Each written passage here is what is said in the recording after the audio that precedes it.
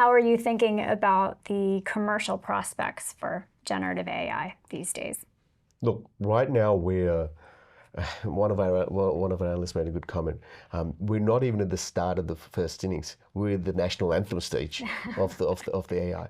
We are at the very start of what I think is a multi-year, potentially decade boom in use of AI, where we're going to start with originally the hardware companies, and then that's gone to the data center companies. But the big wave that's coming, that's always happened in IT software, is the end application.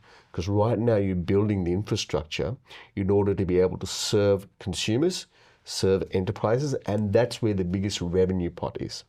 And we're getting to a stage where people are starting to use more AI, right? To us, the exposure to AI was ChatGPT for a couple of years for research. But then think of there's the next phase called agentic AI, where you'll have assistants that sit on your phone and you say, book me something, or get me so-and-so from Amazon. It'll do all the work for you and then get you to the end of the street.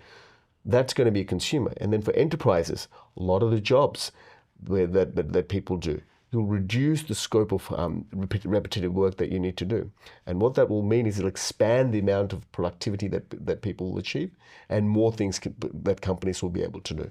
To us, that's a virtuous cycle. Productivity increases, companies invest more, they will do more, users will be able to buy things for cheaper, so they'll spend more. This virtuous cycle will mean that AI will continue to grow, and to us, that's a wave that we're just starting to see. And we want to be in the right companies right now. And there's a number of companies for whether it's on the software side, the infrastructure side, or even the chip or the chip making side. There's opportunities that we think are interesting that will be there for multiple decades. I know you're going to talk us through some of those companies in the portfolio, but I'm guessing a few of these companies are based outside the US and yes. aren't called NVIDIA. No, well, NVIDIA has been the initial beneficiary of it. But if you look at NVIDIA, their biggest supplier is TSMC. And TSMC is one of the biggest fabs in the world. And their biggest suppliers are ASML, which makes what's called lithography equipment. Lithography basically is the initial step of AI chips. And ASML has a monopoly position in that. What that means is they can charge the highest price that they want to for these chips in a market that's growing. By the next part of chip making from there, you need robotic equipment to transport all the wafer equipment, because these are all clean rooms where the cleanliness of the room, just to give you an example, 1 part in a billion impurity in the room is enough to ruin a chip.